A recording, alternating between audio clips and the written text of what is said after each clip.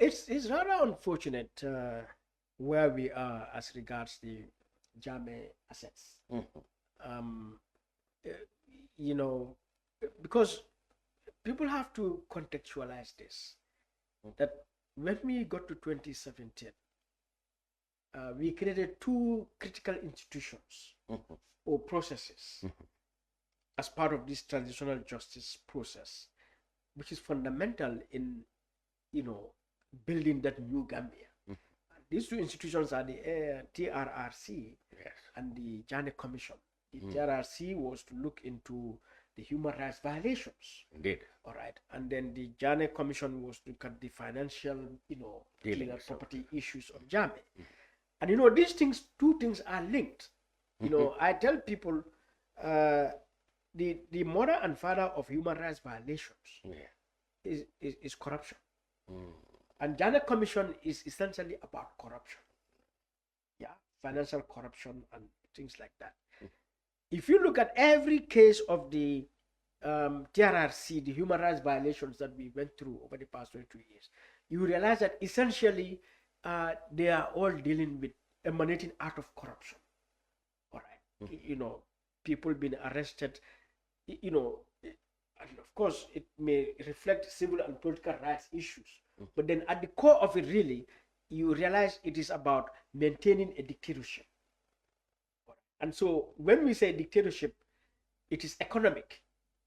All right, so that this dictator is there.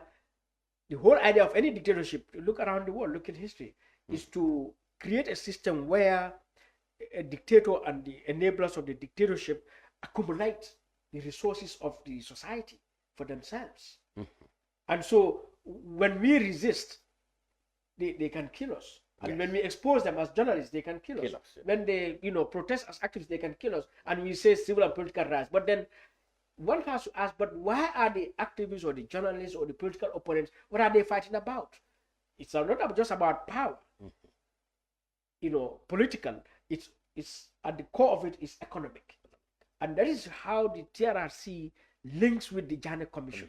Oh, I see. All right. So that when the Janet Commission, with all the things that people will be saying, I think they've made a very good documentation of what happened in terms of how our resources, our finances were being managed or mismanaged. And they come up with very good recommendations. All right. And so my expectation is the government, two tools that are critical in building this new Gambia is the TRRC report and the Janet Commission. These are two reports they should have taken up, with so much urgency and seriousness. But to sit here 2025, since the submission of the final report of Janet Commission 6 years ago, and we sit here and still asking basic questions. Where are these assets? How are they disposed? And where's the money? And and where's the money generated, and so on. I think that's a huge disappointment for me in the government. All right, and so that until today, I guess most Gambians are at a loss as to what really happened, how it happened, and so and I hope Gambians would not rest and continue to demand. And so we issued a statement a few days ago, because when the Republic published their report, and then the gala protest took place, the Minister of Justice issued a press statement on May 5th to say they will publish a comprehensive report in due course. Today is 35 or 37 days later, and that report is not out. So even the idea of the ministry telling us we will produce a comprehensive report in due course, that in itself is scandalous, because it is just showing either inefficiency, incompetence, or an attempt to divert attention. But they did come out with something that's were later criticized in some corners. Something that we should have had since 2019. But then what they produced, what they say is the list, is scanty, is inadequate, and is incomprehensible, because when you produce something like this, bring it out with explanatory notes to explain how, you know, these things are, because I can see a list. Yeah, I mean, we've seen list of vehicles and names and so on. I mean, but how was this done? Now I hear them say there were advertisements, and I said to myself, but I am one Gambian who is hugely focused on the government and the political space and the, you know, institutional space. Yeah. For such a major decision to happen without my knowledge. Would be so if I can question, but I cannot remember any advertisement of this. What about somebody living in Boraba? So how are Gambians really aware? You know, where did you put this thing? So I think it is sad. And it has been said with, with the money that was generated. And the money. Yes. And this is dangerous. And I think the government understands the gravity of this issue. This cannot be pushed aside. It cannot be put under the carpet. You cannot rationalize it as they're trying to do. I think a big mess has happened. I mean, the president came and made his statement. And which did you believe him when he said he himself was getting to know some aspect of it? Even though there was a ministerial committee that he said he was reporting to him. If I believe him, then I agree that he is a poor leader. Yes, he has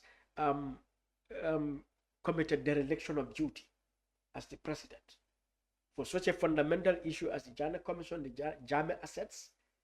You cannot sit 5 years, 6 years later and tell us you are just getting to know this. You know, Barrow once said he's the most informed Gambian.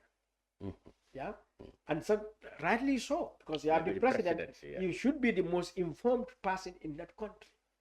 So for you to say you are just getting to know this, some aspect of it, some aspect of it, even one bit of it, I think that is a dereliction of duty. That means you have not played your leadership role as you should. Even though he said the ministerial committee was regularly reporting. So that is on the other hand, I find it difficult to believe him. Because he also said there is a ministerial committee regularly reporting to him. So I either way, if I believe him or not believe him, he has just raised more questions than provided answers. I see. And as I said, this matter is a serious matter. So what about do you have any faith in the parliamentary inquiry? Cautiously, all right, because I know in regimes around the world, just as the Gala protesters and other citizens are genuinely looking at issues, I know regimes also take their measures to deal with these issues. So the parliamentary inquiry, I'm interested to know its source.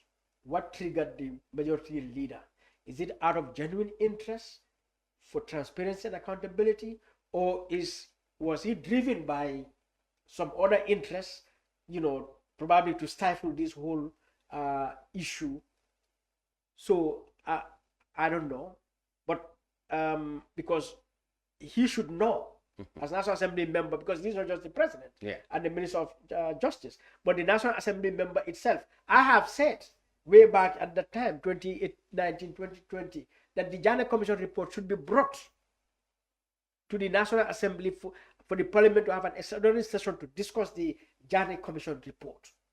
This is not just a report for the president. This is a national report dealing with the destiny, the past and the present and the future of this country. So it should come to the National Assembly for thorough discussion so that they come up with relevant legislation to push it further. I have wrote about it. I have spoken about it. Written about it. I have spoken about it. I have met individual National Assembly members, you know, to say, look, you should do this. So the majority leader had been in Parliament since 2017. Most of them have been there. They did not do it.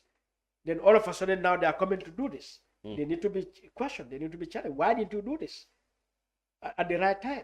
So I am cautious. I want to be optimistic and welcome. Well, they said the method will be public appearances and public. Yeah, of course. But you know, that also is still not enough, because we had acute death here, acute kidney injury. Yes. There was a special committee also to look into that. There were public, hearings. There was a report, you know, the National Assembly produced a report. But most of it is not implemented. Yeah, but at least the management of the MCA were either suspended, I think the head, the company involved had their license withdrawn. At least this had been kind of... No, I'm not sure the license, conflict of interest. No license was withdrawn. Oh, I mean, yeah, and then of course there was also the presidential inquiry on the Aki. Yeah. Yes. But the head of the MCA were suspended. Which was a recommendation, I think, in the Parliament's report, not the presidential report. Which the presidential report, I'm not sure that has been public. That was a presidential inquiry. I'm not sure that has been public. All right. There's one inquiry. I think it is a parliamentary. It's a parliamentary inquiry that was public, yes. But there are a lot of recommendations that have not been implemented. That is one. We had the COVID. There was also a special committee on COVID, and until now, I think there are a lot of issues in the COVID that that has not been done. Accountability. Yeah, I mean, I know there is the ongoing petroleum saga. That's where I'm coming to. You have scared. I'm coming to the. Yeah. I'm coming to that from these assets. Let's move on to the. Yeah. So just to conclude, to say, given the practice, I mean the experience up to this moment, my trust therefore in this parliamentary inquiry. Is mixed, and I want them to prove me and governments wrong.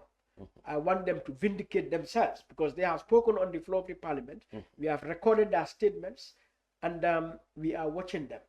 They are not doing us a favor. They are elected and paid to do this job.